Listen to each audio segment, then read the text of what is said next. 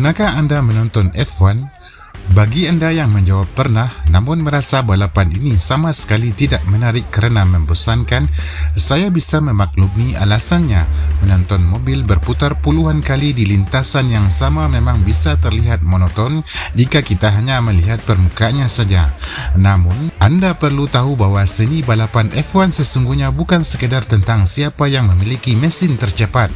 Ketegangan sejati justru bersembunyi di balik dinding kaca ruang pit stop.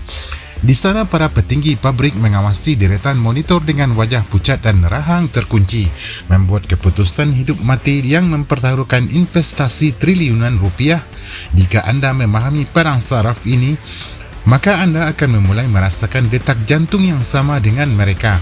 Sebuah ketegangan kolektif di mana satu detik keraguan bisa berarti kekalahan total bagi sebuah pabrikan.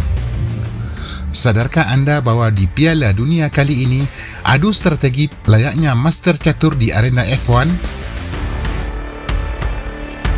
Jika di Piala Dunia 2026, para pelatih harus berhitung cermat menghadapi jadual padat dan format baru yang brutal, maka di lintasan balap, tim strategi pabrikan harus melakukan kalkulasi yang jauh lebih instan dan mematikan, di mana satu langkah salah tidak hanya berarti tersingkir dari turnamen, tapi hancurnya seluruh kerja keras musim ini dalam hitungan detik. Inilah realitas dingin adu strategi yang membuat setiap putaran di F1 menjadi medan tempur intelektual yang brutal. 1. Perang intelijen, intrik, the dummy pit stop. Bayangkan, kru mekanik lawan tiba-tiba berlari keluar ke jalur pit dengan ban baru, padahal balapan baru berjalan setengah jalan. Ini adalah momen paling menegangkan bagi seorang direktur strategi.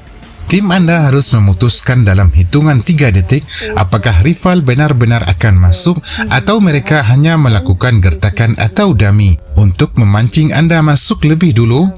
Jika anda tertipu, anda membuang keuntungan ban. Jika anda mengabaikannya dan mereka benar-benar masuk, mereka akan melakukan undercut yang membuat anda kehilangan posisi puncak tanpa perlawanan di lintasan. 2. Titik kritis, judi di ambang crossover cuaca. Ketegangan memuncak saat radar menunjukkan awan hujan akan menyentuh sektor tertentu dalam hitungan menit. Di sinilah perjudian terbesar antara logika dan nyali terjadi. Risiko fatal akan terjadi ketika mengganti ban ke jenis hujan atau intermediate. Terlalu cepat akan membuat ban itu hancur terbakar kerana aspal masih panas. Namun, terlambat satu putaran saja berarti mobil akan meluncur tak terkendali di atas genangan air dan berakhir di dinding pembatas. Di momen ini, ahli strategi menatap radar dengan keringat dingin, mencuba menghitung detik transisi yang sempurna sebelum bencana terjadi.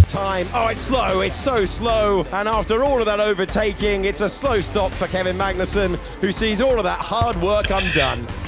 3. Tekanan psikologis, margin kesalahan 0 bagi kru pit stop.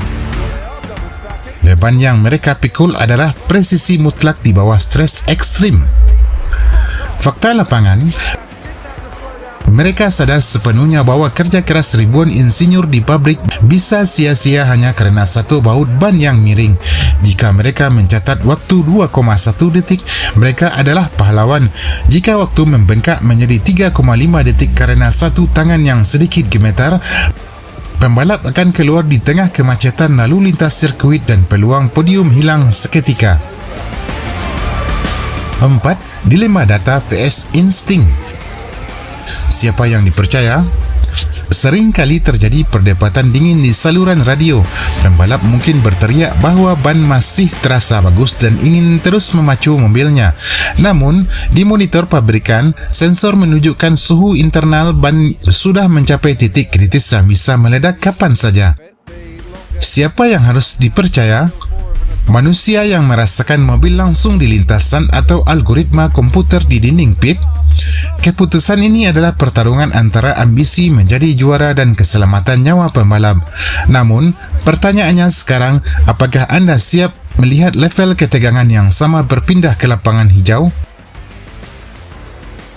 Sama seperti kru F1 yang bertarung melawan waktu dan cuaca, Piala Dunia 2026 kini bukan lagi sekadar soal adu teknik bola di kaki.